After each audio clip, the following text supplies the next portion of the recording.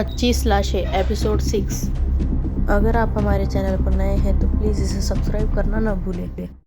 पहले तो इस बक्से की इस नक्काशी को स्कैन करते हैं, देखते हैं कुछ इंटरनेट पर जानकारी है क्या।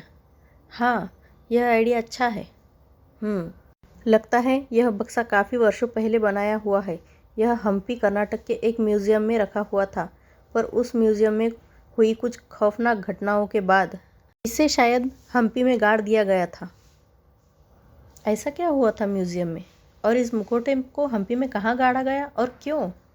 इंटरनेट पर बहुत ज़्यादा जानकारी नहीं है, बस इतना लिखा है कि यह हादसा जुलाई 1995 का है। कहते हैं कि हम्पी के पास हुए एक रहस्यमय बस एक्सीडेंट के बाद यह मुखौटा और उसका बक्सा म्यूज़ियम में लाया गया। बस ड्राइवर की बीवी ने म्यूज़ियम में आकर काफ़ी लड़ाई की थी, वह मुखौटा हम्पी के ज़मीन में गाड़ दिया जाए, पर किसी ने उसकी बात नहीं सुनी। उसके बाद न जाने वहाँ म्यूज़ियम में ऐसा क्या हुआ, पर कुछ लोगों का कहना है कि सिक्योरिटी गार्ड सहित अनेक टूरिस्ट शाम के समय अचानक गायब हो गए। म्यूज़ियम में उस शाम क्या हुआ था यह तानिया को नहीं पता था, और पता लगता भी कैसे। आखिर जब सब लोग गायब ही हो गए थे तो उस बात को बताने वाला कौन बचा था? उस खौफनाक घटना का चश्मदीद सिर्फ म्यूज़ियम की वह बिल्डिंग रह गई थी। जुलाई 1995 की बात है। म्यूज़ियम में उस मुखौटे और उसके बक्से को लाए हुए करीब 12 घंटे गुजर गए थे। उस शाम म्यूज़ियम का सिक्योरिटी गार्ड कुछ देखकर चौंका था। वहाँ ज़मीन पर क्या दिख रहा है? अरे, यह तो परछाई सी लग रही है, मानो काफ़ी लोग एक साथ फांसी पर लटके हों, पर ऐसा तो कुछ नहीं है। पर म्यूज़ियम में आए लोगों का बहुत बुरा हाल था। कोई रो रहा था, कोई डरा हुआ था, तो कोई सहम गया था, तो कोई दरवाज़ा खोलने की कोशिश कर रहा था, पर दरवाजे मानो जाम हो गए थे, क्योंकि जो दृश्य वह देख रहे थे वह बेहद खौफनाक था। ऐसा दृश्य जिसकी कोई कल्पना ही नहीं कर सकता था। उन 25 लाशों ने वहाँ मौजूद सारी जनता को ज़मीन में खींच लिया और म्यूज़ियम फिर वीरान हो गया था। यहाँ साहिल ने बक्से पर बनी नक्काशी को एक कागज़ पर उतार लिया था। अगर हम यह नक्काशी किसी एक्सपर्ट को दिखा सके तो शायद हमें इस राज के तह तक पहुँचने में आसानी हो। इस बक्से पर जो नक्काशी बनी है, अगर उसका मतलब पता लग जाए तो हमें आगे का रास्ता साफ हो पाएगा। पापा का एक फ्रेंड है मनोज जैन, जो पुरातत्व विभाग में प्रोफेसर है, उनसे शायद हमें कुछ जानकारी मिल सकती है। नताशा और उसके दोस्त नताशा के पापा को बुला लाए और उन्हें पूरी बात बताई।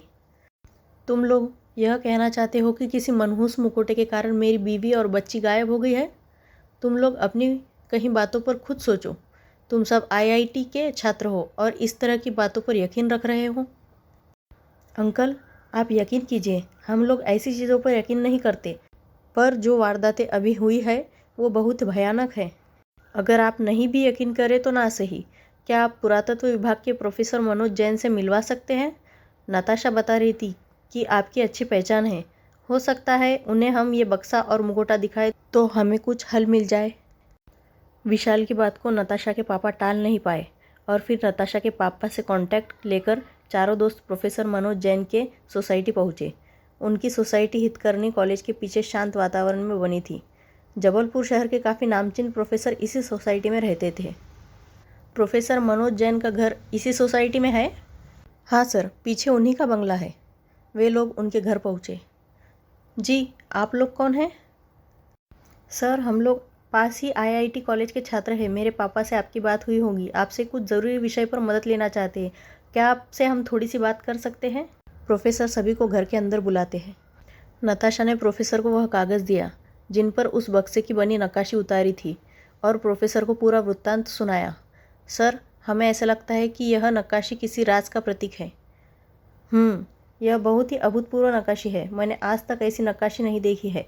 उस मुखौटे के बारे में और क्या जानकारी बता सकते हो? जवाब में नताशा म्यूज़ियम पर मिली न्यूज़ वगैरह बताती चली गई। ठीक है, मैं इसे थोड़ा स्टडी करता हूँ और फिर तुम लोगों से मिलता हूँ। तब तक तुम लोग उस मुखौटे को लेकर मेरे पास पहुँचो। कहानी आगे जारी रहेगी, देखते रहिए हमारी अगली वीडियो। दोस्तों, अगर आपको हमारी वीडियो पसंद आ रही हो तो प्लीज़ लाइक करना ना भूलें।